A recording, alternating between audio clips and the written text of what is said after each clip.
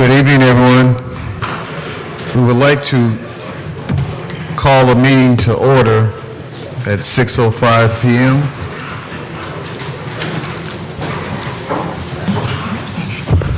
Madam Clerk, can you please call the roll? Harvey. Here. Wilson. Tillman. Here. Williams. Here. Gardner. Nelson. Phillips. Here. With 4 members answering the call, we do have a quorum, and we are prepared to do business. Would everyone please rise for the Pledge of Allegiance? To the flag of the United States of America and to the republic for which it stands, one nation, under God, indivisible, with liberty and justice for all.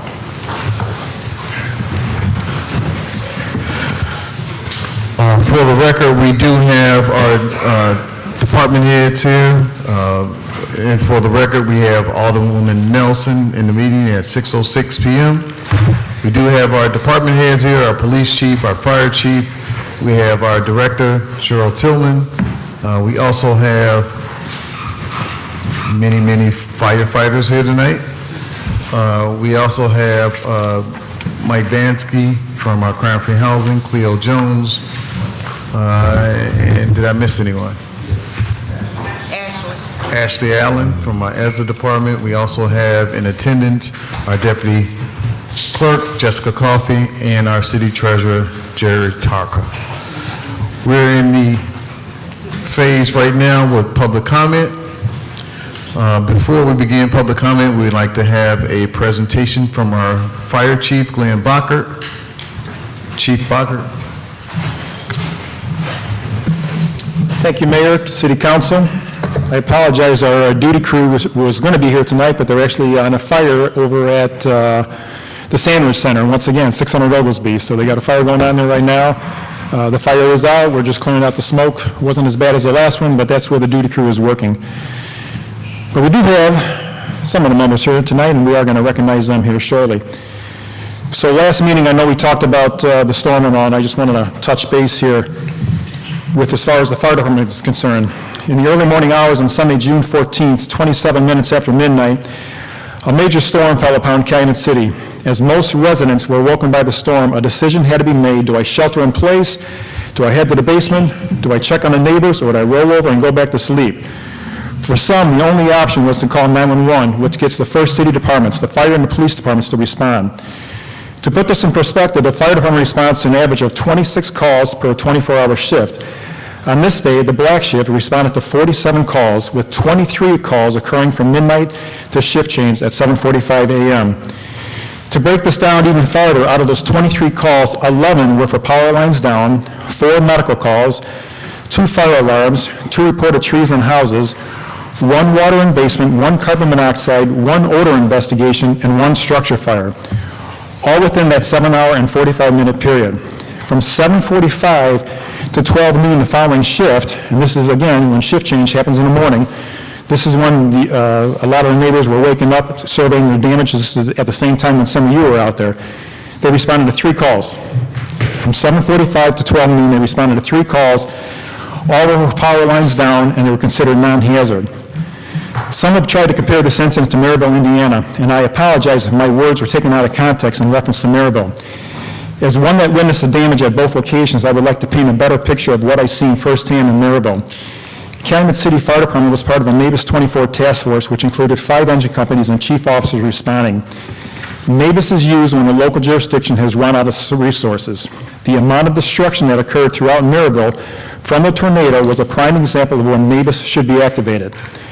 Calumet City was given an assignment for a subdivision that was hard hit and yet to be investigated. Only the main street leading to the subdivision was open, and that is where we parked the fire engine. All side streets were blocked with trees, telephone poles, and down power lines. And mind you, this is at 1 a.m. in the morning. The only access was on foot. Each crew member grabbed the pry bar and the flashlight as we headed into the affected area. Safety was the number one concern. Each member looked out for each other, yelling out power lines down, manhole covers missing, low-hanging wires, as we swiftly moved through the area. Our assignment was for homes with heavy damage to shut off the gas quick, shut off the gas, a quick search, and move on to the next. Homes that were not damaged, we moved on. I witnessed homes with second floors ripped off, numerous roofs and standalone buildings ripped apart from the foundation. It's reported that over 200 homes were damaged and a large number set for demo. In comparison, Calumet City has one house that was occupied and set for demo. But there is one thing that is comparable, and that's the professionalism that was on display for the first-in departments, the police and fire departments, and that's what we're here to talk about tonight.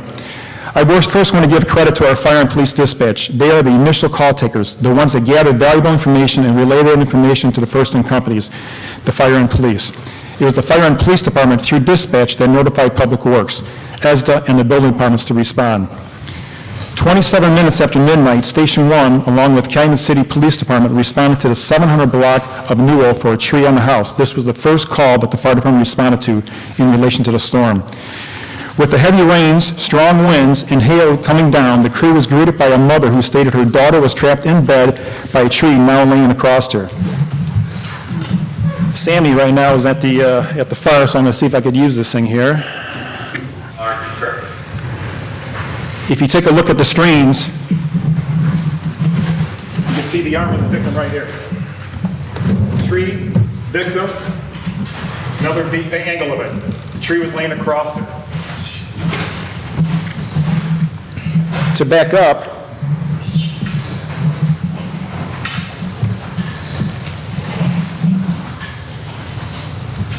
as other Calumet City fire crews were responding to additional calls headed up by Lieutenant Pierce, and let me tell you about Lieutenant Pierce. Lieutenant Pierce was in Maryville. He was working the night of June 14th, or early morning of June 14th, and he was also here on July 3rd working the floods. So he's had his share of storms. Captain Ball notified Mavis 24 to activate the technical rescue team to respond, which will bring in additional personnel and specialized equipment to assist in the removal of the tree. At the same time, the tree that fell on the house ruptured a main gas line as it was uprooted. Captain Ball had the police officers on the scene go door to door and evacuate all the homes that were adjacent to the now ruptured free-flowing gas line. In addition, equipment was brought in from Engine 11, which consisted of the Jaws of Life. You can see the Jaws of Life being used there. Hydraulic cutters and rams, battery-operated saws, curbing, and rescue struts to support the tree as it was being raised off the victim. Within 20 minutes, the victim was rescued and transported to a local hospital by fire department personnel for evaluation, all prior to any of the Mavis Tech rescue team members on the scene. And I'm happy to report that the victim was released from the hospital later that Sunday, and she is with us tonight as we recognize the crew that helped get her out. Amanda? Right there she is.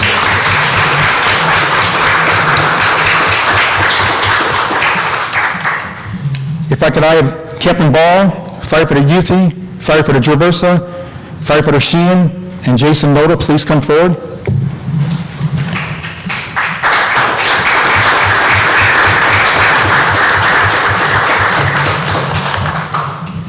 We also want to recognize police officers William Gavin, Ryan Lindow, and Tyler Newkirk, who were not able to make it tonight. Captain Ball stated that they were instrumental in assisting the fire department in getting this resident out of harm's way, so we credit the police department as well. And keep in mind, the calls that we responded on, they were still responding on their normal calls, but they were there to assist us. For Captain Ball, Firefighter Yuthi, Traversa, Sheen, and Notice for their action. Oh. We got Connor's mom and dad here right now. We are going to get the Unit Citation Award presented to by Calumet City Fire Department.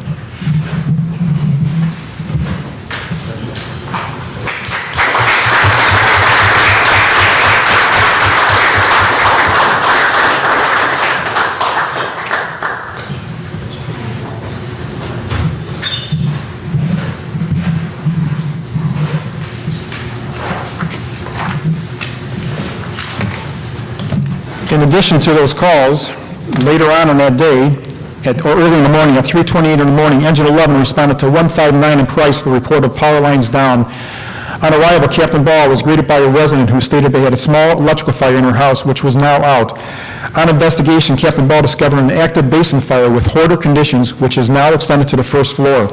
calling for a full department response, which included 2 engines, 1 ladder truck, and 2 ambulances with 12 personnel from Calumet City, along with 4 auto aid departments. 2 of the auto aid departments took passes due to calls going on in their community.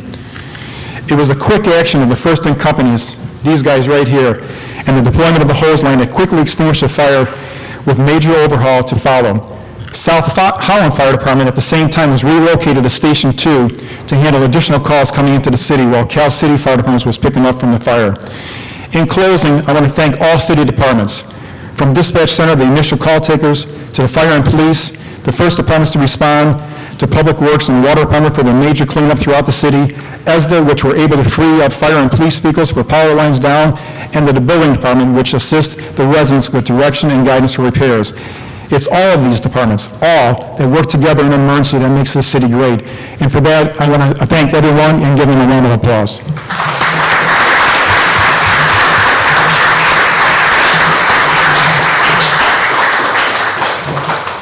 In addition, one more picture for you.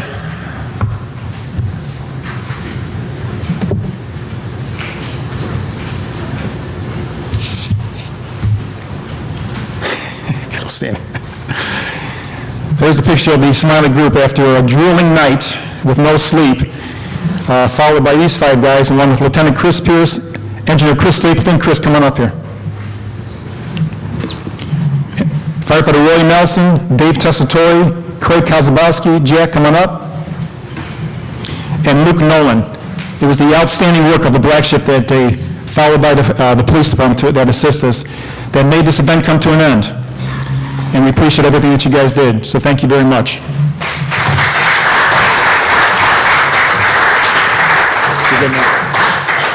You get a quick picture? Let's get a quick picture.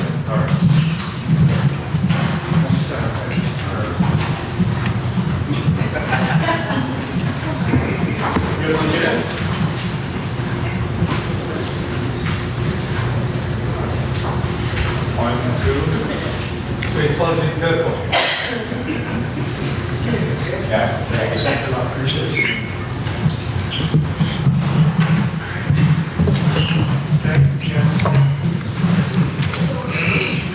Thank you, Chief. We are going to continue with public forum. Is there anyone from the public who would like to come up and address the City Council?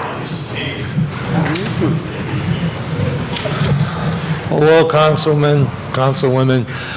My name is Leonard Wiswat. I live at 790 Burnham Avenue, Calumet City, Illinois. I'm only coming back to find out what's going on with 778 Burnham, with the B&B with all the animals there, because they're starting to get larger out. And plus, with all that wind from the storm, there's a lot more of that asphalt and paper all over Burnham, all over 156, and also on Green Bay Avenue. And another thing I'm worried about is the warehouse that you guys own to the south of my house, the old carpet place. They have 8 feet by 4 feet long sheet metal that's on top of their roof, and 6 of them are flapping now. If the heavy wind comes out of the west with 2x4s on there and how big they are, they're going to do some damage either to my house, to the people behind me, or whatever. So hopefully you can have somebody go in there to inspect it, because it is in a dangerous situation. And another problem is, you know me, with complaining about 784 Burnham. It's on the main drag. The bushes are covering over the trees, you know, the garage, and then it looks, you know, embarrassing because it's the main drag. And then I know you all been working on 7, you know, the problem with the car lot, the mechanical shop at Burnham and that, but, you know, he's trying to clean it up, but technically, he's even using one of the city lots as a parking lot that used to be Ziggy's Tavern, so the address probably is about 547. He does have a bunch of cars on that property, and that is not, because everything that's 778 across the street on the east side goes from 156th Street to 156th Place. That's all part of 778's property owned. And I'm just wondering, what's the inside of that look now? Because I got 7 inches of rain, and I'm only 20 yards away from there. So somebody might have to go in there, and you cannot send the animal control in there, you definitely need to send exterminator in there because it's too dangerous. These animals are actually big. I watch them every night crawling out. There's a nice little big hole on the south side of that building. And plus, a part of the fixture's falling off of the brick and everything, so it can turn into a hazard sooner or later. We will definitely have a building and zoning go over there. I know we sent animal control and track and trap over there to catch some of those animals. Well, I mean, the raccoons are getting big and so are the possums, and I don't know whoever else is in there. To me, I look at it as a B&B for all the animals that are around me. There's skunks and everything else, there's not really much I can do. But with the warehouse next to me, I'm worried about those big, long, 8x4 pieces of metal, because they're heavy, because I've had to move a lot of them over, because I try to take care of that property, because sometimes the guys that come by there, they're afraid to go further off of the Burnham line because they don't know that it's actually their property. So I try to help the city out because it's the only thing to do. You got to help the city because, I take pride in it and I like keeping it clean. The only way we can keep it clean is to have the other citizens chip in. That's it.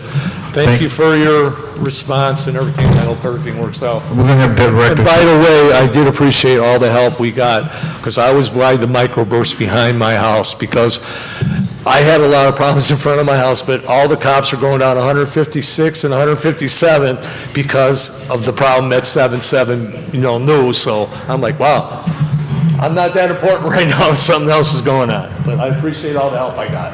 Thank you. And Director Tillman is going to discuss with you. Is anyone else? Before you go ahead, we do want to acknowledge Alderman Gardner in the meeting at 6:08 p.m.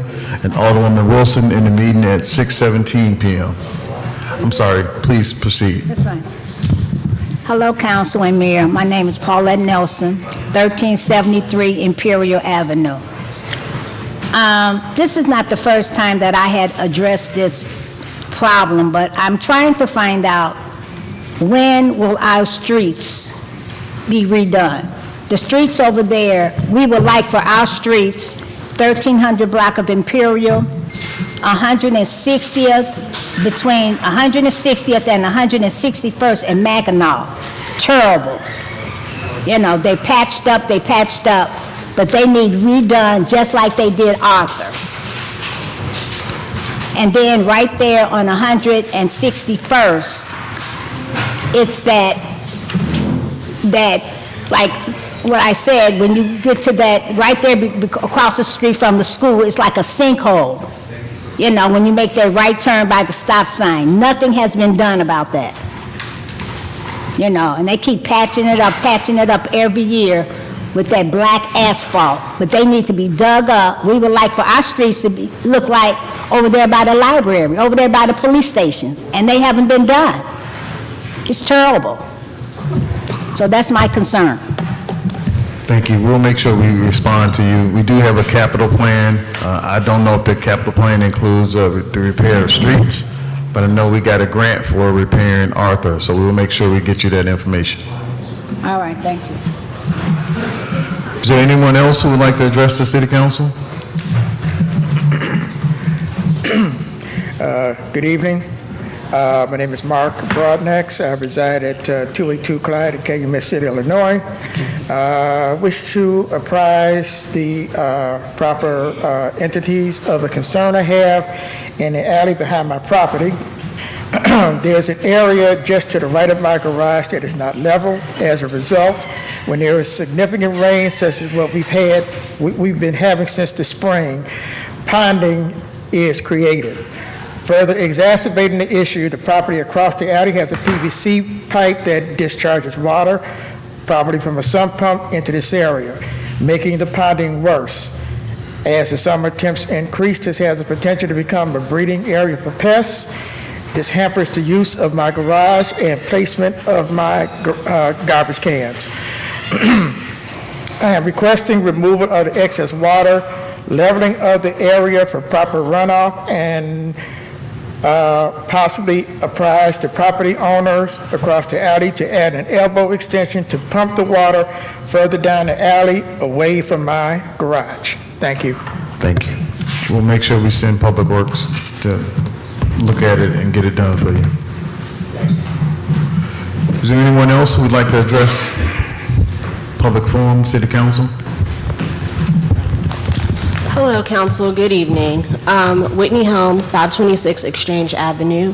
I had a couple things that I wanted to address. The first was the stormwater fee. We all just received our water bills, and I thought previously in January and in the letter that was sent in May that the stormwater was a $2 flat rate per month, not per gallon, so I wanted to get clarity on that. I don't know if y'all have the answers right offhand, but if you do, that'd be great. My other concern, well, wait, let me actually see, did anybody have an answer to that? We'll get you an answer in writing. Thank you. My other concern was around the broadcasting of the meetings. I wanted to get a clear answer on where the meetings, these city council meetings are broadcast. I see right now we have the videographer, hello world. But I wanted to just get a general answer on where, if we're unable to attend, for various reasons, where we're able to catch a replay of the meeting. So where is this being broadcast? Where is it? We will definitely get you an answer. Deanne, can you get our information, and then we'll send that into her in writing and via email? Okay, thank you. And then my last concern was the skate park, the speed bumps. I just wanted to check in. Nope, it's not there yet. So I just wanted to have a reminder. All right, that is it. Thank you. It's not my one, but I sent an email. So I have a comment. I can do it from here, or I can go there. Do it from right there. Thank you. I want to first thank everyone for coming out. I want to personally say thank you to the fire department and the police department for the presentation that was just given, but I want to make sure that the record is clear. There were certain things that were not done June, and let me get the exact date, 15th. I do understand some of the presentations showed June 14th, the night of the storm, in places where the fire department and the police dispatched on the 14th of June that night. Greatly appreciative of the services that was offered to Newell Street, helping the family get out and boarding everything up, or making sure that the property was secure. Nevertheless, the next day, on the 15th, I rode around. When I got over by Newell, the part that's in the 6th Ward, there was 9 trees on homes.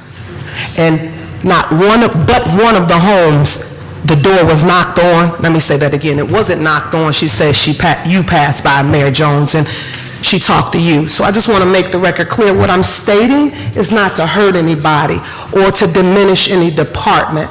I was the one who ran into the police chief during the, I think it was the 3rd day that I saw Newell property, that it was the damage that was done after the storm. Newell was not properly secure. The doors were open, the garage was wide open, and that was addressed too. So let me just keep going. Again, I'm going to say the information that I talked with the chief and any other city official was not to put a department on blast, but let me be very clear. Services the next day at 6 in the morning, no one knocked on our residents' doors. And I'm going to tell you the address: 877 Mackinac, 853 Buffalo, 851 Mackinac again, 893 Mackinac, 806 Green Bay,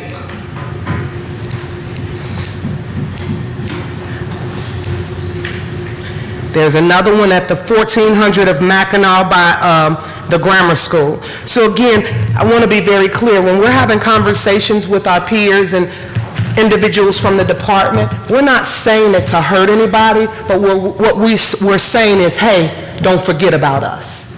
One house was taken care of, that what I saw, and that was on Newell Street.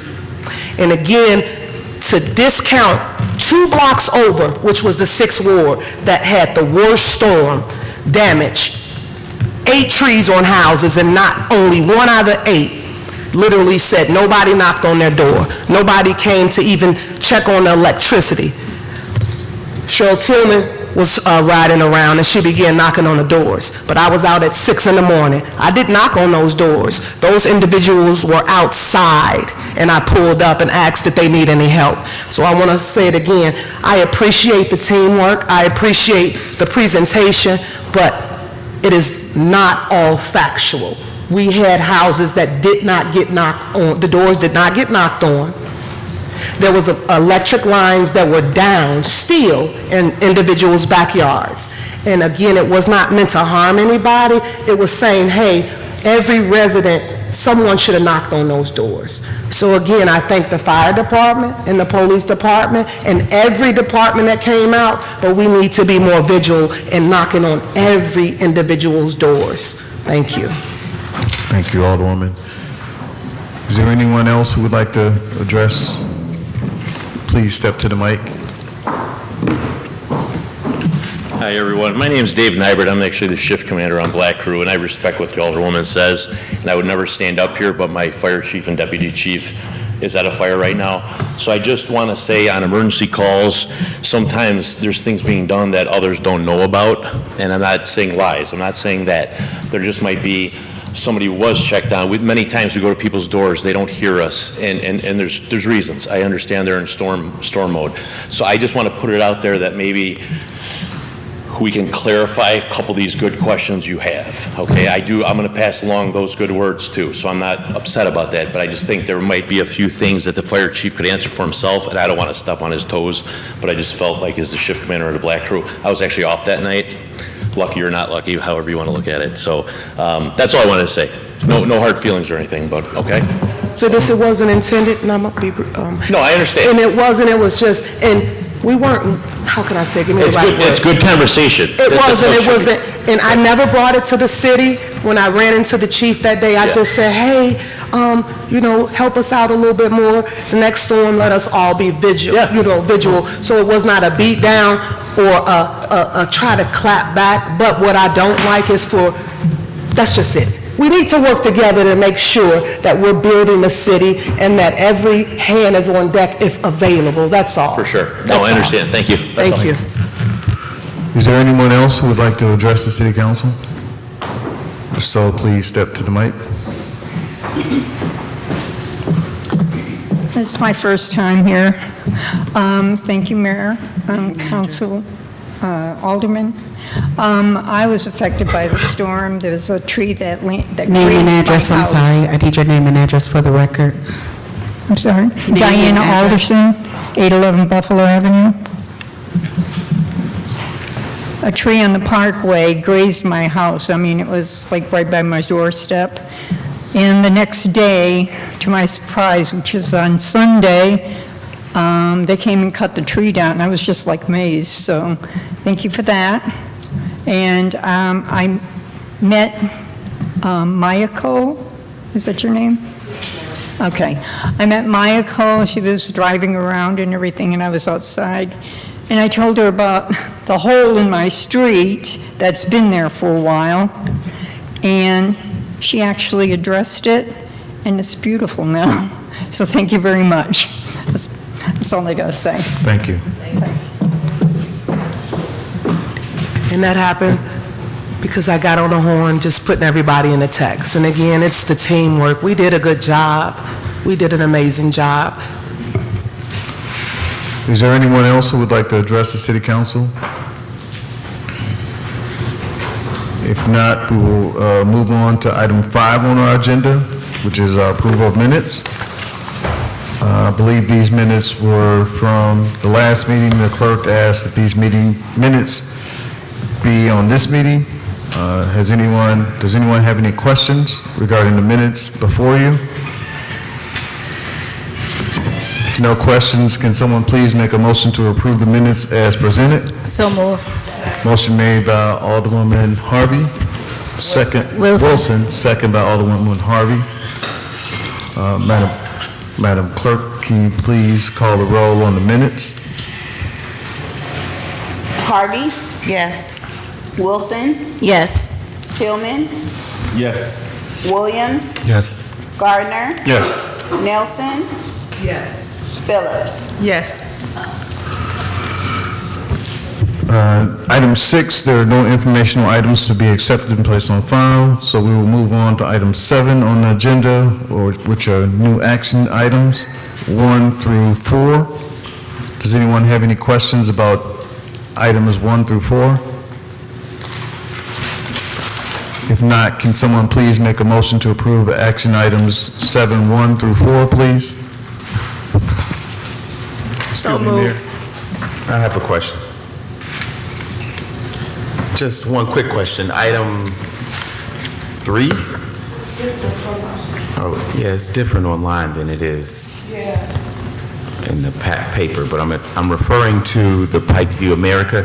I saw in the packet that they didn't submit the insurance. I just wanted to verify that did they give us that yet? I believe so, Alderman. I will have to get it for you. That's Morgan Park, or is that the Pikeview America. It's item 3 on my paper. It's item 3. Okay. I'm online. I got my iPad, y'all. Alderman Tillman, just for the record, item 3 is a motion for Pikeview America. Is that the one you're referring to? Yes, the bid. And the question is, did they give us The proper insurance that matched the bid's specifications. We do not have the engineer here tonight, so I would say if you want to take this item off the agenda, and we can get that answer for you. I do not have that answer, Alderman. Okay, we don't have to take it off, but I do want to make a motion to pass item 3 contingent upon receiving the proper insurance. Alderman Tillman motions to amend item number 3 to make sure that the insurance is included. Is there a second for amendment? Who made the second? Gardner. Alderman Gardner made the second to amend item number 3. Let's take a vote on item number 3 to amend. Madam Clerk, can you please call the roll call to amend item number 3? Harvey. Yes. Wilson. Will they need a time frame to get that in? No, get it tomorrow. It should be like tomorrow. It should be tomorrow. Okay. Yes. Tillman. Yes. Williams. Yes. Gardner. Yes. Nelson. Yes. Phillips. Yes. So as amended, is there a motion to approve items 7, 1 through 4 as amended? Second. Motion made by Alderman Tillman, second by Alderwoman Phillips. Madam Clerk, as amended, can you call the roll on 7, 1 through 4? Phillips. Yes. Harvey. Yes. Wilson. What was the question again? We just answering the amendment. 7, 1 through 4 is amended. As amended. Oh, I have a question about 4. Who put that on the agenda? Because that's my ward. I had no idea. Resident requested it, Alderwoman. I would ask to approve it, and then you can contact the resident.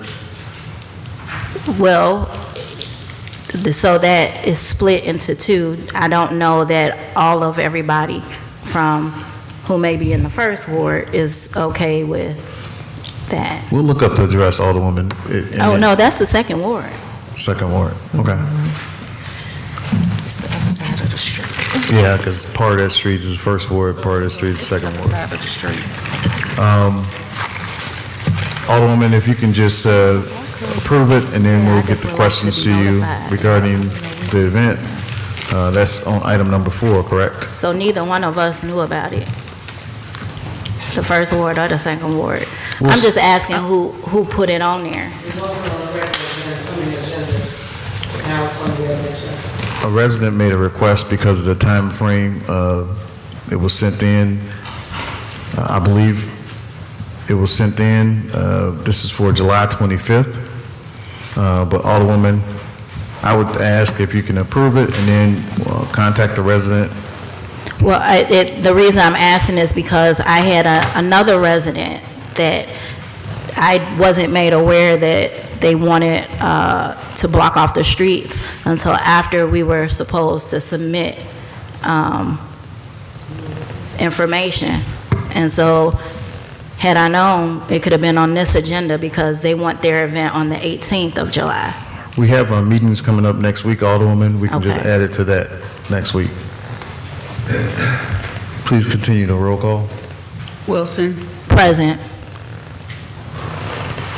Tillman, Yes. Williams, Yes. Gardner, Yes. Nelson. Item number 8 on the agenda are new business items, building permits. Does anyone have any questions about item 8 through 9? So moved. Motion made by Alderwoman Wilson to approve new business action items, building permits 1 through 9. Is there a second? Second. Second by Alderwoman Harvey. Madam Clerk, can you please call a roll on items 8, 1 through 9?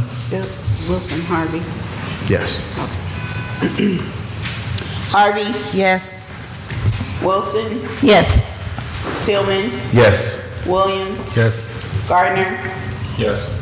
Nelson, Yes. Phillips. Yes.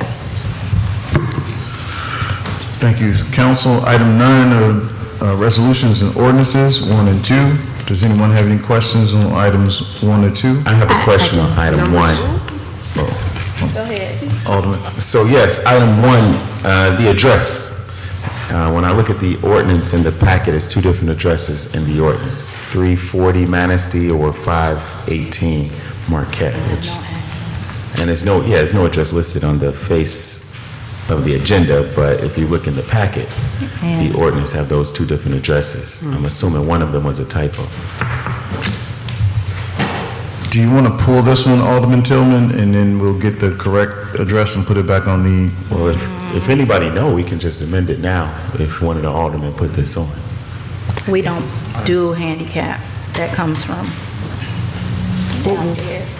I don't put handicaps on because they have to So, submit their all right, paperwork. I'll move to table item 1. I'll second. Motion made by Alderman Tillman, second by Alderwoman Nelson, to table item 1 on the agenda. Can I ask a question before we take a vote to that? Yes. I just wanted, for clarity, because we've been having some parking issues in the second ward that have led to some police activity. And I know that it has been common practice that we put addresses on resident-only signs and handicap signs. I know that anybody with a Calumet City vehicle sticker is a resident and can park at the resident-only signs. But for the handicap signs, since we changed those by ordinance, shouldn't it just be for the people who we have approved for that handicap sign?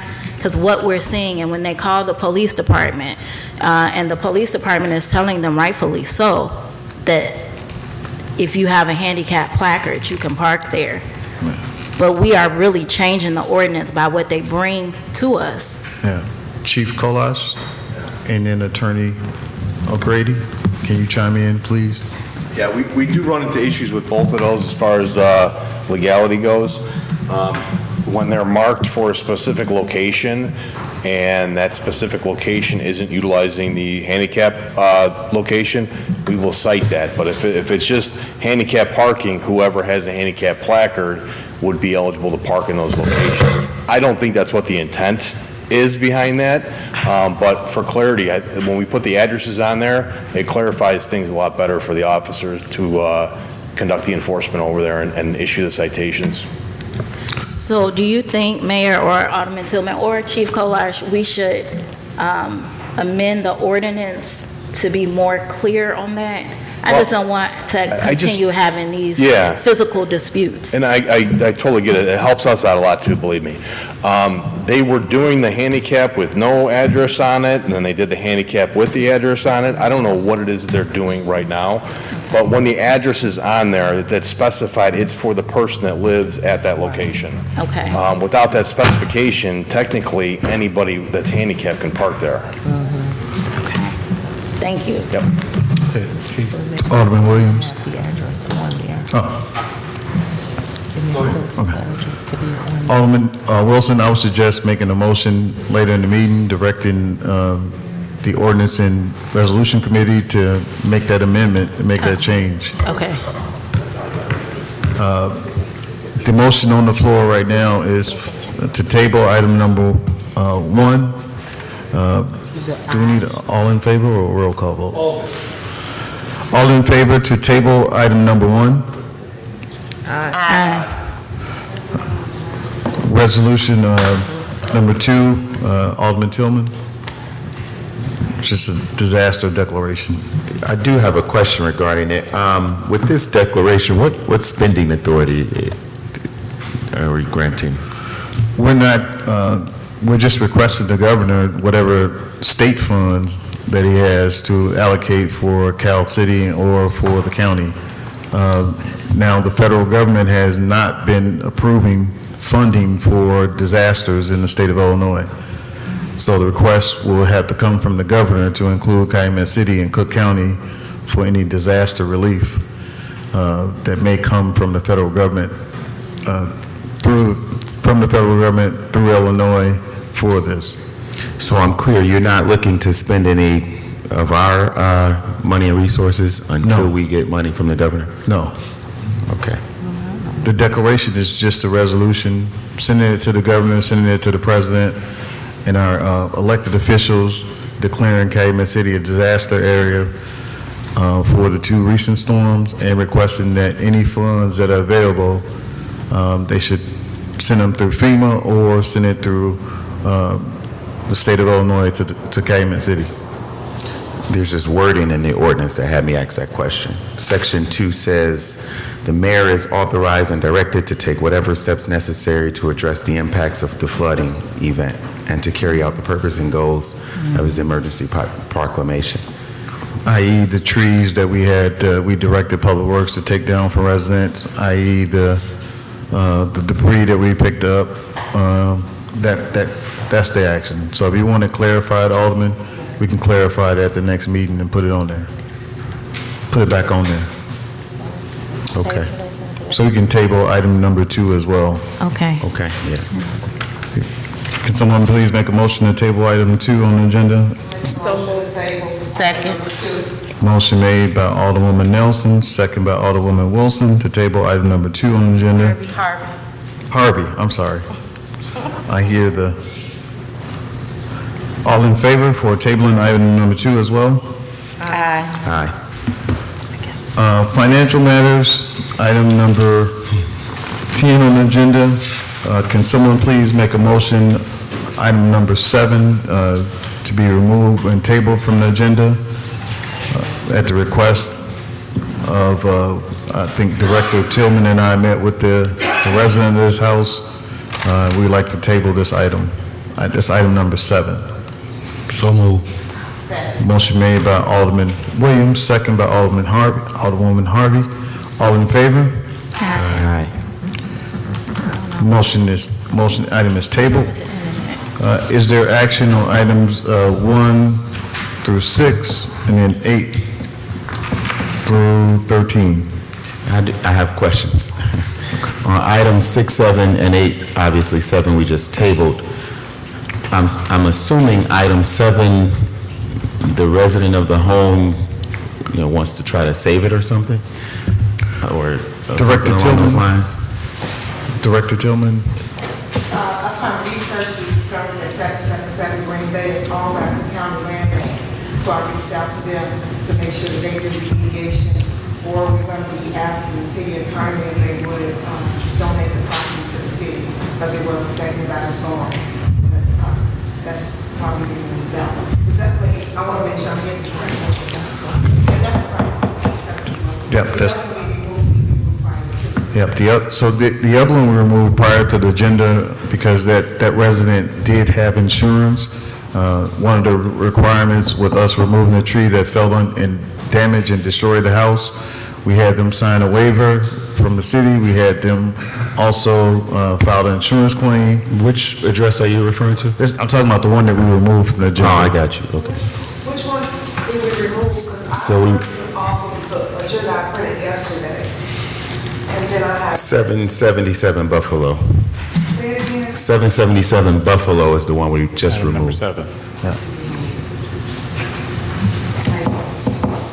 Mayor, may I be recognized? Yes, Alderman. I just want to, for clarification for the entire elected body and Director Tillman, both county land bank and the South Suburban Land Bank, they have their own funds through the county for demolition. So moving forward, if there is ever a property that needs to be demolished, they seek their own funds. Just an FYI. Thank you. Okay. That's good information. When do we learn that the land bank owned this property? Did it like transfer within the process? It seems odd that we just found that out and then had to remove it. so upon the investigation of the property, after we did the assessment of that board, we noticed a faded sign that was on the property that said Cook County Land Bank. And that's when I reached out to them and called them. They said they was not in the business of demolishing the property, they was in the business of rehabbing properties. I explained to them the significant damage that was caused to the property, and that's when they stated they'll send someone out to assess it. Did we not go to court first to have these demolished? Do we not go through any court proceedings? The two, For the other ones, 910 and 805. the two have been requested by Attorney Lanzito for, and one that was damaged, had tree damage. I believe we got approval because two of them we own, correct, Director? They're both abandoned properties and has been, I think one was since 2009 and one since 2018. And Attorney Dominic do have the information. The one that's located at 805 Green Bay actually turned caused damage to 807 Green Bay. That was the house with the most significant damage in that ward. That's the house with the two big trees, Alderwoman Nelson, that fell on the house. The two big trees that fell on the house and fell on this property next to the house. Right. And it's a great house that sits all the way in the back. So yes, Alderman Tillman, that has been done. So tonight, we're just requesting permission to move forward. You know what, Mayor, I would like us to just table this item until we see an emergency demo order from Attorney Lanzito, if he can provide that to the council prior to moving forward, just so we're clear. It sounds like everybody's not comfortable with it. So if we can get some sort of emergency demolition order from the courts, that would be fine. I'm okay with tabling it for tonight. Is that item 6, 7, and 8? All of them. Yeah, he took the words right out of my mouth. But yes, I like to table items 6, 7, and 8. Oh, right. Correct. Alderman Gardner makes a motion to table items 6 and 8. I have a question regarding 13 before you start tabling. I think we should finish the motion. Table. 6 and 8. Okay. So Alderman Tillman second the motion to table items 6 and 8. All in favor to table 6 and 8?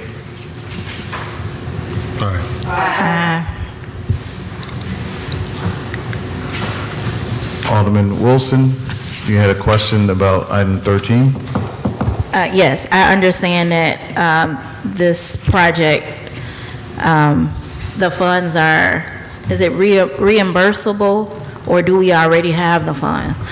The funds are reimbursable 100% to the city. So we don't have the funds. I'm concerned about some of the billing.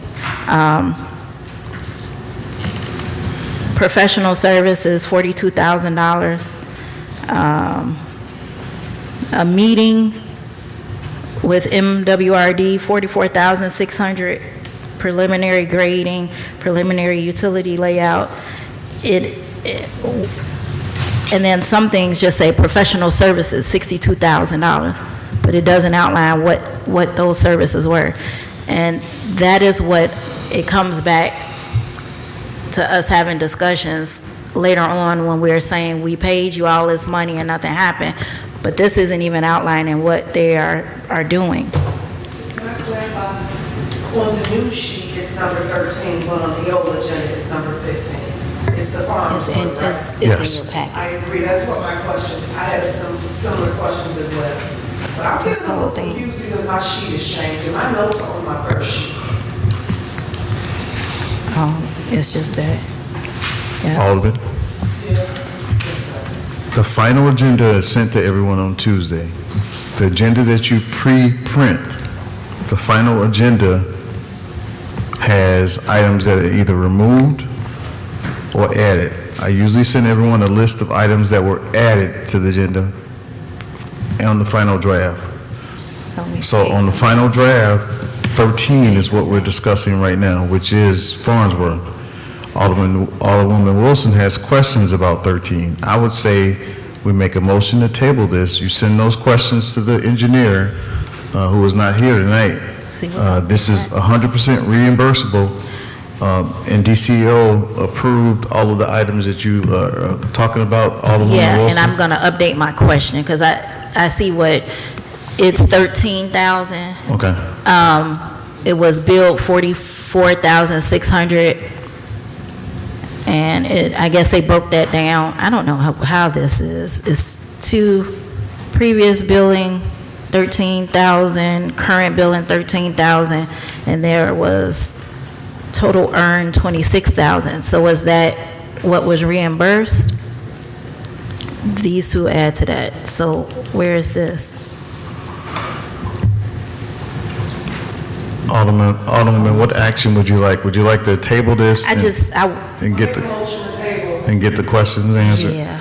Alderwoman Nelson moves to table item number 13, second by Alderwoman Wilson. Let's do a roll call vote on item 13. Madam Clerk? Harvey? Yes. Wilson? Yes. Tillman? Yes. Williams? Yes. Gardner? Yes. Nelson? Yes. Phillips? All right, everyone, for the record, we'll take a motion to approve items 1, 2, 3, 4, 9, 10, 11, 12, 14, and 15, and 16. Alderman Williams, is there a motion to approve those items? So moved. Motion made by Alderman Williams to approve those items as stated. Is there a second? Second. Second by Alderman Tillman. Madam Clerk, can you please call the roll on those items? Just to confirm, 1 through 5? 1 through 5, 9, 10, 11, 12, 14, 15, 16. 1 through 5, 9 through 12, and 14, I'm sorry, 14 through 16. Yes. Okay. Can we take 15 and 16 separate? Just for, I have no questions. I just like to take it separate. So for the record, Alderman, who made the second? Alderman Tillman? Yes. Alderman Williams, can you withdraw your first? I withdraw my motion. Alderman Tillman, can you withdraw your second? Withdraw. I withdraw my second. For the record, we're going to take a roll call vote on items 1, 2, 3, 4, 5, items 9, 10, 11, 12, and we will take 14, 15, and 16 separate. Correct, Alderwoman Wilson? Yes, please. Thank you. Alderman Williams, do you have a motion on items 1 through 5, 9, 10, 11, 12? Motion. Motion to approve those items as stated, which for the record are 1 through 5, 9, 10, 11, 12. Madam Clerk, Who's the second? we need a second. I'm sorry. Second. Second by Alderwoman Harvey on items 1 through 5, And 9 through 12. 9 through 12. Harvey? Yes. Wilson? Yes. Tillman? Yes. Williams? Yes. Gardner? Yes. Nelson? Yes. Phillips? Yes. Motion passes. On item number 14, is there a motion to approve item number 14? Alderman Williams? So moved. Motion to approve item 14 made by Alderman Williams. Is there a second? I'll second, but please, nothing. Alderwoman Nelson, seconds. Madam Clerk, can you please call the roll on item number 14? Nelson. Yes. Phillips. Yes. Harvey. Sorry. Wilson. No.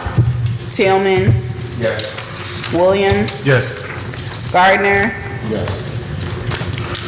On the roll call vote of 6 voting yes, 1 voting no, item 14 is passed. Item number 15, is there a motion to approve item number 15 on the agenda? So moved. Motion made by Alderman Gardner, second by Alderwoman Harvey. Harvey. Harvey, yes. Harvey. Yes. Wilson. No. Tillman. Yes. Williams. Yes. Gardner. Yes. Nelson. Yes. Phillips. Yes. On a roll call vote of 6 voting yes, 1 voting no, item number 15 is passed as presented. Item number 16 on the agenda, is there a motion to approve item 16 on the agenda? So moved. Motion made by Alderwoman Nelson, second by Alderwoman Harvey. That's the one. Thank you. Madam Clerk, can you please call the roll? Harvey. Yes. Wilson. No. Tillman. Yes. Williams. Yes. Gardner. Yes. Nelson. Yes. Phillips. Yes. On a roll call vote of 6 voting yes, 1 voting no, item number 16 is approved as presented.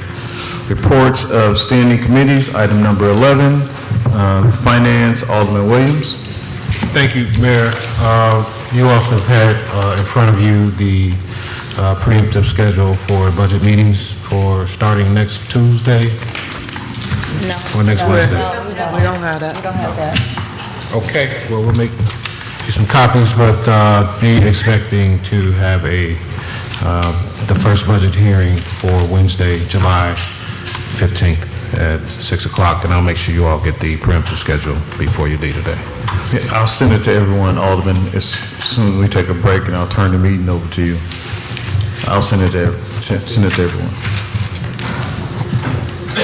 The dates are Tuesday and Wednesday of next week.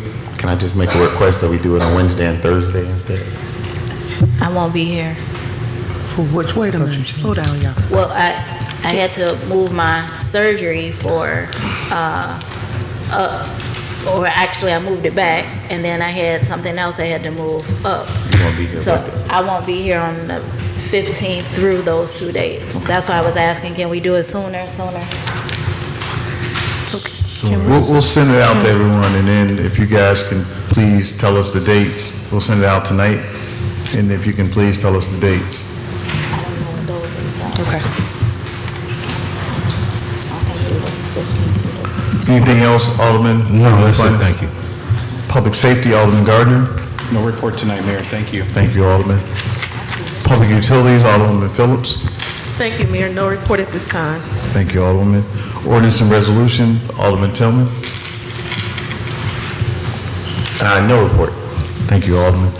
Health, Education, and Welfare, Alderwoman Wilson. Yes, today, I extend the congratulations to Calumet City's Council on behalf of the Chicago Cook County Domestic Violence Task Force. We had our meeting today, and we gave the hearing results, and everyone is excited about having Calumet City. I did also extend where it said that Mayor Jones would like to do a resolution to extend it to other municipalities. Our findings were that there are about 72,000 warrants that are outstanding. 20% of those throughout Cook County, that's just Cook County, which is about 14,000, have a lead charge of domestic violence, meaning the police officers are going, or when they would go to issue that warrant, the people, their first charge is domestic violence, but they have not been able either to catch up with them, or they're short-staffed, or whatever it is. There's an outstanding number of people who have never been served for their warrant. That leaves a lot of victims and survivors in limbo and in the wind, You don't know if I don't feel comfortable taking my child to the park because this offender or our abuser hasn't been served. So what will happen to the safety of my family? So there were a lot of good things in that report that came out. In 6 months, the work of the task force has seen a reduction in domestic violence by 53%. It was started because a lot of the homicides started off as domestic violence disputes. So in August, we have been challenged with increasing or beginning our domestic violence task force here in Calumet City, so we can be part of the phase 2, which starts in the fall. So I do want to send a thank you to Cook County Commissioner Donna Miller, 23rd Ward Alderwoman Tabaris, the All In Alliance, Chicago 77, Sarah Brown, who came and spoke with us.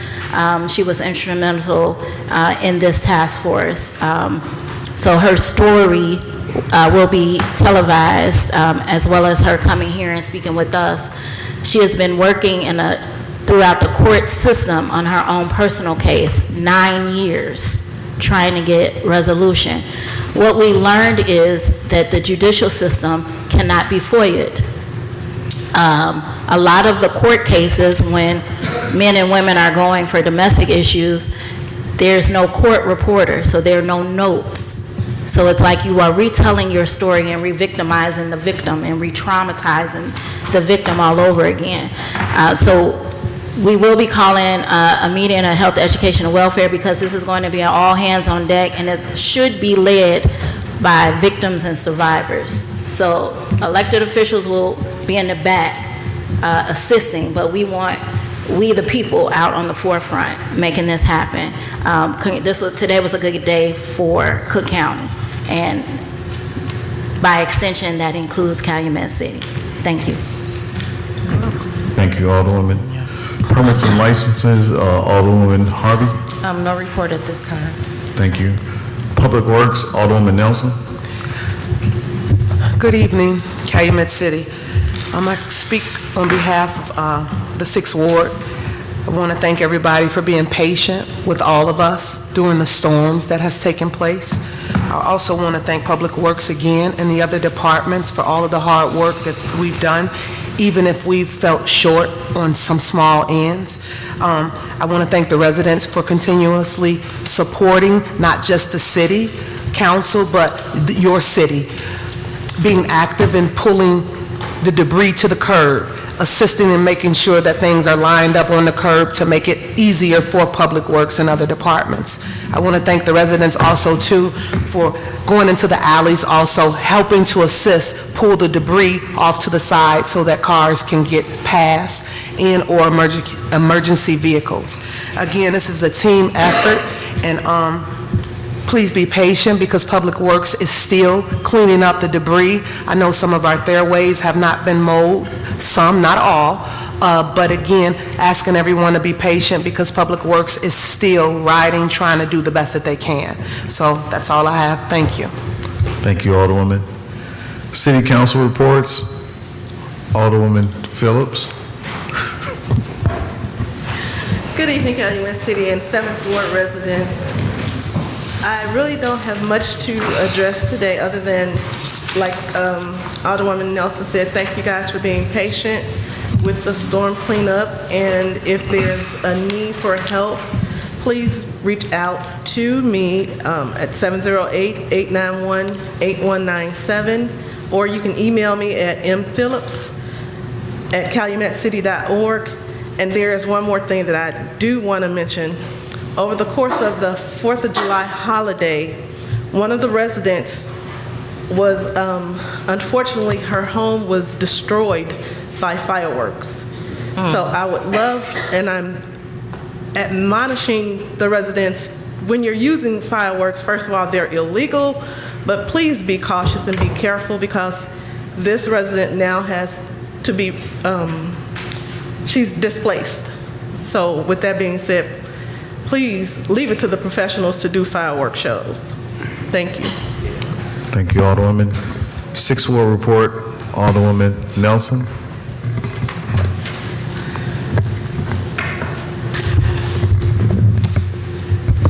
I'll piggyback off Alderwoman Phillips in regards to the fireworks. We had a lot of it going on, and it seemed as if they were lighting quarter sticks of dynamite. And it was, I mean, I like a little fireworks, but it was out of control. I want to take a moment and thank Calumet City Police Department, because I have a video of the police department literally going to one of the Sixth Ward residents. She lives on the corner right on Burnham. And when I tell you it was over at least 70 people for a house party. And they were out there, they began to fight, and the police showed up. I literally, when I walked down just to view from a distance, there was at least 9 officers in the middle of this crowd. And if you would not have had walked up to see them, you would have assumed that there was going to be a fight with the police and these individuals. I want to say to you, Chief, your team handled themselves very professional. Even though the individuals disregarded what they were saying, it just shows me even more, and I work for the judicial system, the lawlessness, how individuals disrespect the law. Literally steady smoking, liquor on top of the cars, and the police is saying, please go home and stop. We have to do better, residents. The officers were out there to protect us. And for that resident or any resident that has that many individuals, you should be at a park, not in a residential area. So I'm calling for the residents to do better. That's all. Thank you, Alderwoman. Ordinance needs to be in place. Alderman Tillman, Alderwoman Nelson is making a request. Alderman Gardner, Fifth Ward report. Thank you, Mayor. Very briefly, I would just like to thank the Police and Fire Department, as the department, Building and Zoning, for their timely response to the storms on the 4th of July. And tonight, we just want to thank God for the life of 2 of my residents. A tree fell down in their house, 70-foot tree, actually smashed their roof in, and they were in the house, wedged under debris, but they made it out alive, and we're just thanking God that they're still here with us. There were several trees down in the 5th Ward. Public Works did an awesome job just going to pick up rubbish, debris, tree limbs. We're thankful for that. My office has put together some communication, post-storm communication that will be going out to the residents via text or hard copy. If you would like to request a copy of it, give my office a call, 708-891-8195. Those of you that still have regular concerns, please continue to reach out to my office, 708-891-8195. That's all I have. Thank you, Alderman. We'll be getting that information also to the residents if there is a declaration made by the governor. Thank you. Thank you, Alderman. Fourth Ward, Alderman Williams. Thank you, Mayor. First, we honor God who makes all things possible. First, just to maybe offer some support to some of the residents, not just in our town, but to Village of Linwood and also Lansing. Brenda Boyd from Sister Strong reached out to me to collaborate in a resource giveaway for Saturday, July 25th. We will be in the Sears parking lot giving away detergent sheets, hygiene products, bath towels, washcloths, socks, snacks, and many more things specifically for the victims that suffered some loss in the recent storms. If you want to come out and take advantage of it, please feel free. There is a flyer being generated as soon as it's completed. I will forward that to all of the aldermen so that you can share it with your prospective wards. Other than that, secondly, I've gotten a couple of calls about the discrepancies in the water bills. I did have some brief conversation with Cleo Jones in the office downstairs, in the clerk's office, and also the mayor. I'm thinking it was a technical error, but just know that we are going to be working to bring some resolution to the discrepancy. I think it must be some kind of miscommunication, and I would hope that we can come to some resolve within the next few days, and hopefully we may have to put something on the agenda for the next meeting, for whatever meeting we come to conclusion with for next week. All right? Other than that, that's it. Thank you. If anybody has any cares, concerns, please reach out. rwilliams@calumetcity.org or 708-212-2240. Thank you. Thank you, Alderman. Third Ward Alderman Tillman. Thank you, Mayor. The 3rd and 4th Ward will be having a town hall meeting August 3rd at 6:30 at the Calumet City Public Library. Again, that's the first Monday of every month, and that is the next one. Also, the back-to-school barbecue is August 8th at Downey Park, starting at noon to 4 o'clock. We encourage everybody to come and participate. It's always a nice community event for the area. And last, we do have a firework ordinance. Just wanted to let you know. Just to summarize it for you, the penalty starts at $2,500. It's just an enforcement issue. Thank you.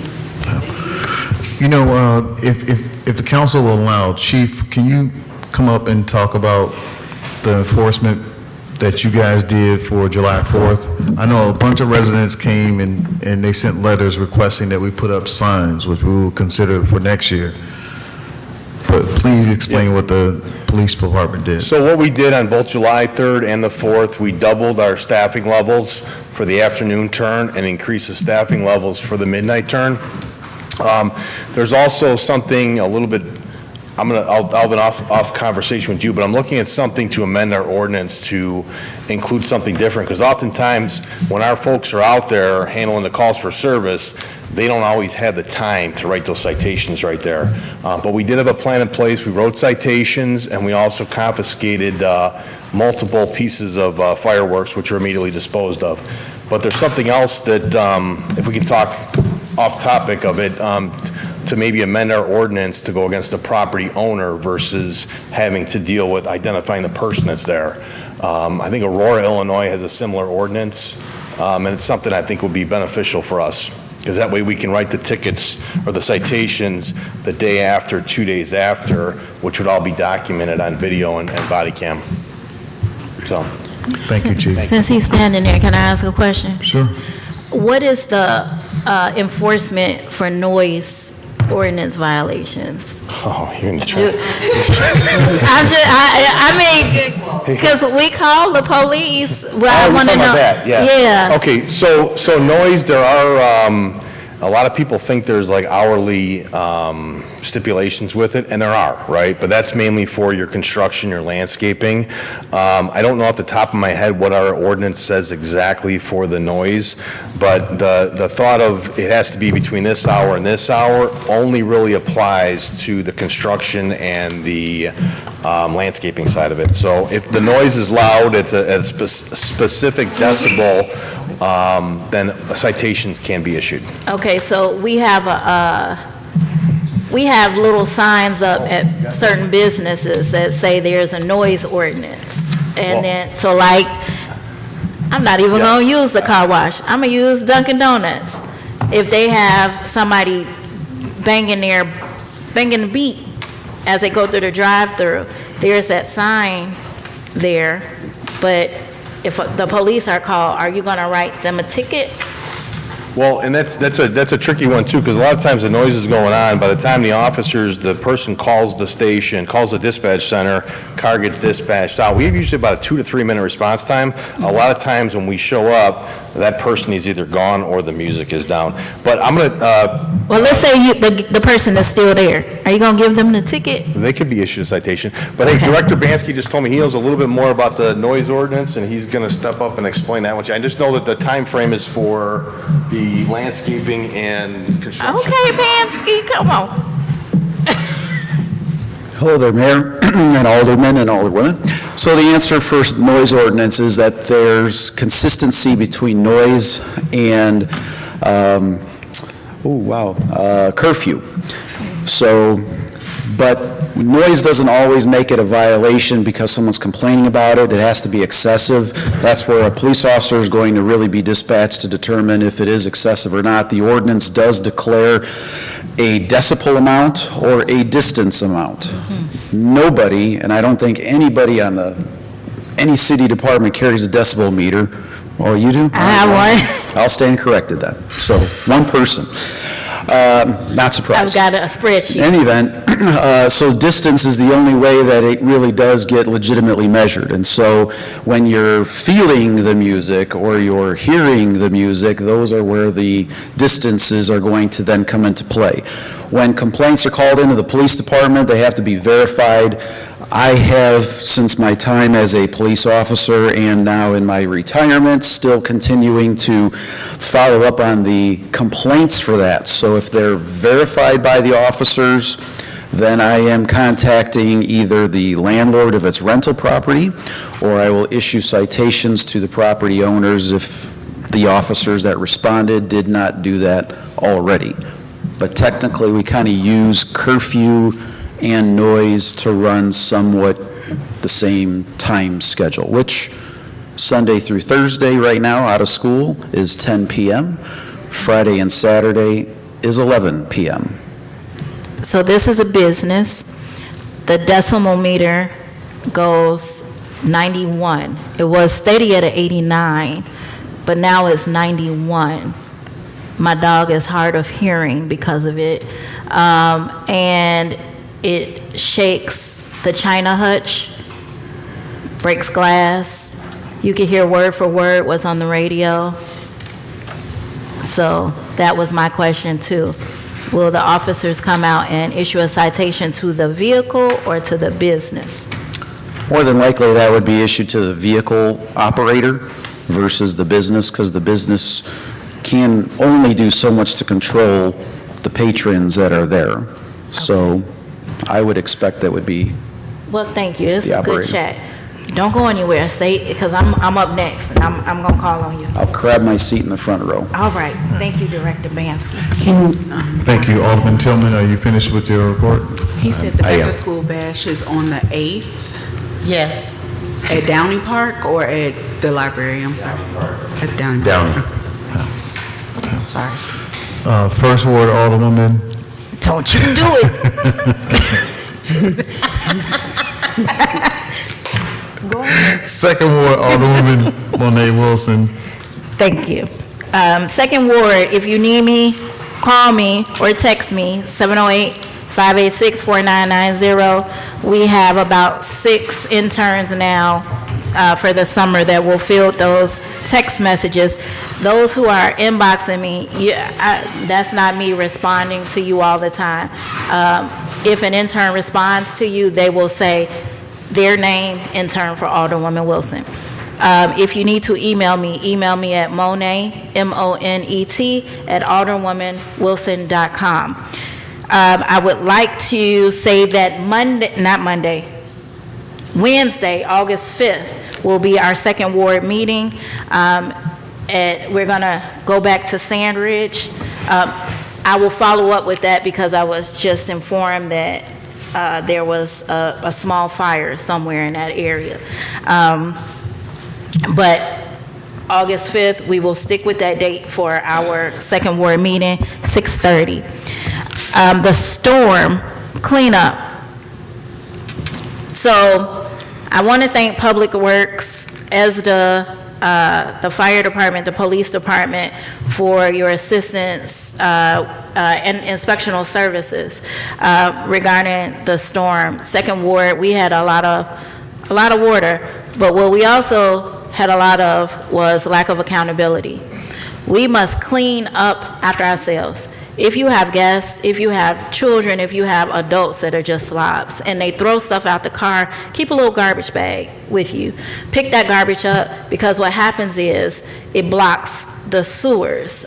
We don't want that to happen. If you're having your lawns mowed, ask your lawn person for a recyclable bag or to dispose of the clippings. Don't just have them blown into the street. That grass is to the sewer as hair is to your bathroom sink. You do not want that clogged, because when we have water, as MWRD Commissioner Yamika Brown did a video, which I have on my social media page, the rock quarry in Thornton has about 7 to 8 billion gallons of water right now. That is 12,000 Olympic-sized swimming pools. It has 400 million gallons space left. So if we would have another rain right now, we goner, because they would have to shut us off until they can reduce that rock quarry full of water. And if our water is not flowing through our sewers because we are using it as trash containers, that's on us.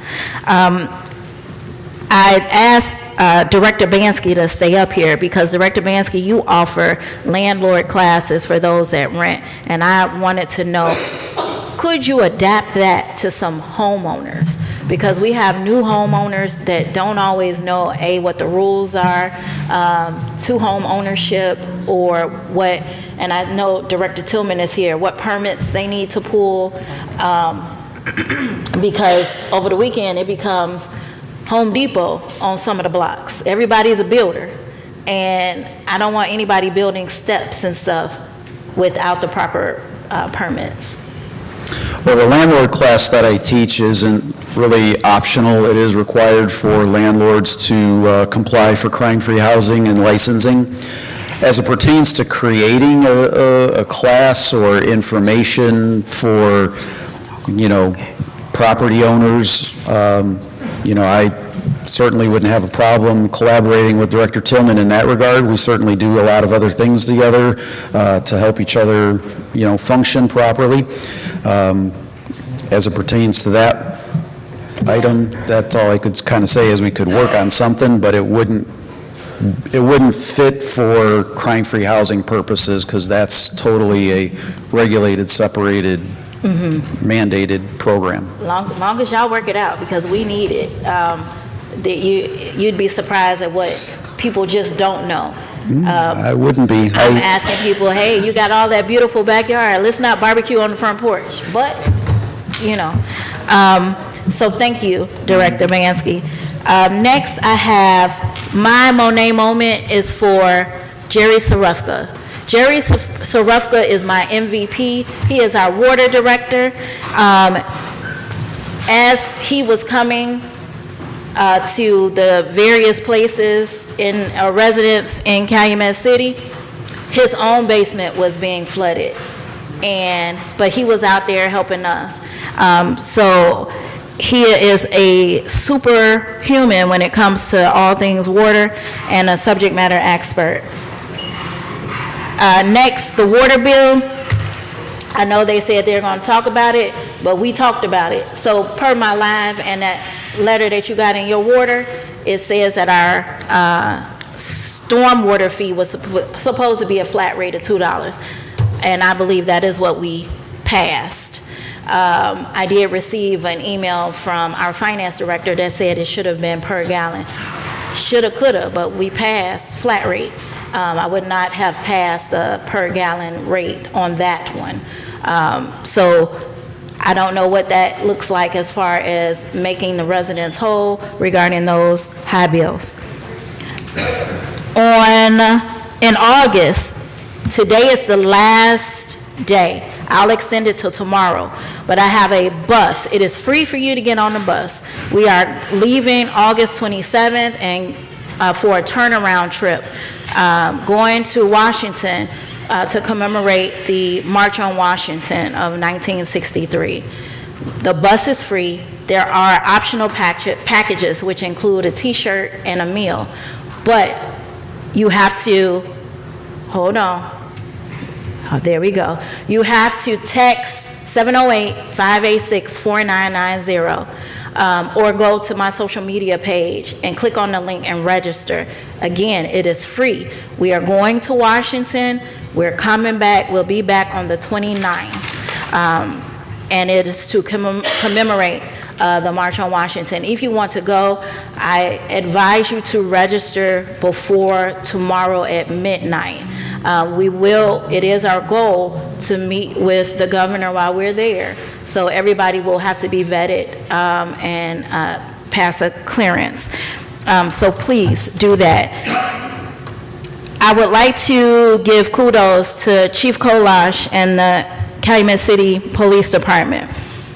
So we've been having issues with young people in the Park District who are not in any organized program. Recently, there were young people throwing firecrackers at adults and some of the football players at practice. When the coaches approached them to ask them to stop, they, of course, became combative and went back and forth. But what they did next was disturbing on all levels. They came back and started shooting at the coaches. A call was made into Calumet Police Department. Not one, but 6 squad cars came. On foot, they went and got the young perpetrators. I think one got away. But I also want to commend the First Ward residents around the park, because they've become so nurturing to our children that they open their back gates, and when they hear gunshots, they tell them, come on in. And that is what community is about. But Chief, thank you and your officers. The parents felt safe. They're back at practice. It was an immediate response. A lot of new officers, because a lot of us didn't know who they were, but it was immediate, so thank you. I think that's all I have. Oh, no. So, as my Monet moment, going with that, what we are noticing is that there are young people that may not feel the warmth and love of a community, or their parent cannot afford certain programs. So I am personally going to sponsor 15 young men and women who want to play tackle football that are ages 13 and 14. They can play free on me. You got to get to Memorial Park and talk to one of those coaches. You have to be 13 or 14. You cannot be in high school. You cannot be going to high school. We just want to make sure that you have the same opportunities as some of the kids who are out there. And those parents have also chipped in to help with whatever is needed. Alderwoman Nelson came to one of our practices. They had her lead a chant. And it is about community. We barbecued the next day. Any child that walks up, if you see anything I'm associated with and you're hungry, we're going to feed you if we had a food out there. So I advise the aldermen to start carrying chips in their trunks, because I'm going to send the kids after y'all too. Mayor, you got a Denali. You should have hot sandwiches, Subway, or something in the back of that for the kids. Have no problem, Alderwoman. Thank you. That's all I have. All right, everyone. First Ward. First Ward, Alderwoman Harvey. Thank you, Mayor. Good evening, First Ward residents. I do want to just say, continue to call, continue to email me with any concerns that you have, any questions that you may have. My phone number is 708-891-8198. My email is sharvey@calumetscity.org. I too want to piggyback off of everything that the other alder men and women have said about our different departments, our inspectional services, our fire department, our police department, our ESDA department, and our water department. You all have been working tirelessly since these storms have started. I think June we've had the most rain I think, in June in a very long time, and they're still working, and we have more rain coming. So I just want to thank them so much for working overtime, double time, and just doing the very best to make sure that our community and our residents are safe. I believe that's all I have. I will not be as long as Alderwoman Wilson today. That's all I have. Thank you, Alderwoman. There's no executive session tonight. Alderwoman Nelson had something else to say, and then we'll... Yes, I wanted to thank Director Bansky and Tillman. Those winter signs, they are up, so thank you. I had said that one wasn't up. I had to go back and look again, so I'm sorry for that, okay? I do have one more thing. But thank you for the hard work, and we look forward to getting all the department heads' reports the first meeting of the month. Thank y'all. Okay, I apologize. I do Alderman have... Harvey. Yes, I do have one more thing.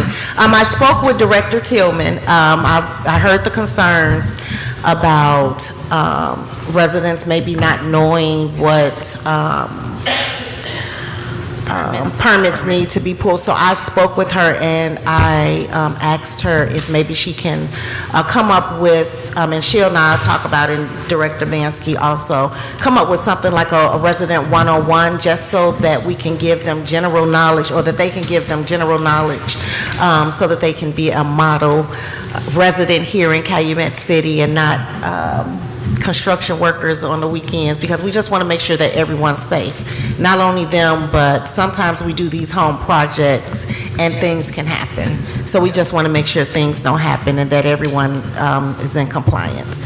So that information will be coming out soon, and it'll be a citywide informational 101 or something. I'm not sure what we're going to call it yet, but it's in the works. Thank you, Alderwoman. There being no executive session tonight, is there a motion and no further business to come before the city? Motion made by Alderman Tillman, second by Alderwoman Nelson, to adjourn the meeting at 7:36 p.m.